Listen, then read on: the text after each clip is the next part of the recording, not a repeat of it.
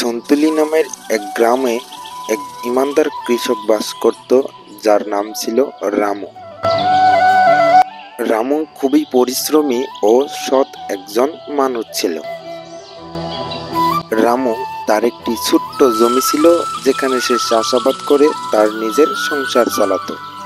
তবে রামুর জীবন অনেক কঠিন ছিল, কিন্তু সে কখনো কারো কাছ থেকে অবৈধভাবে কিছু নিত না এবং সব কাজ সৎভাবে করত।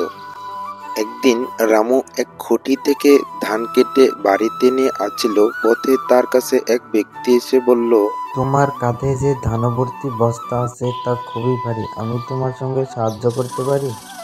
কিছুক্ষণ পর রামু বুঝতে পারল সে ব্যক্তি আসলে এক প্রতারক। সে তার বস্তা থেকে কিছু ধান চুরি করতে চেয়েছিল। রামু সে ব্যক্তির থেকে সতর্ক হয়ে চলে গেল। কিছুদিন পর রাজা এক বড় পুরস্কারের ঘোষণা দিল। যে কৃষকের সর্বোত্তম সফল উৎপাদন করবে তাকে পুরস্কৃত করা হবে।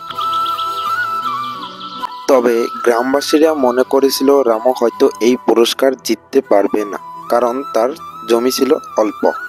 কিন্তু রামু তার সেই অল্প জমিতেই সৎভাবে পরিশ্রম চালিয়ে গেল। শেষে পুরস্কারের দিন আসলো।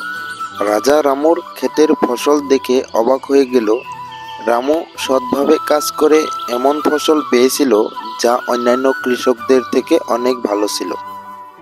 রাজা রামুকে পুরস্কৃত করল এবং বলল, তুমি তোমার সততা ও পরিশ্রমের মাধ্যমে একটি বড় শিক্ষা প্রদান করেছো।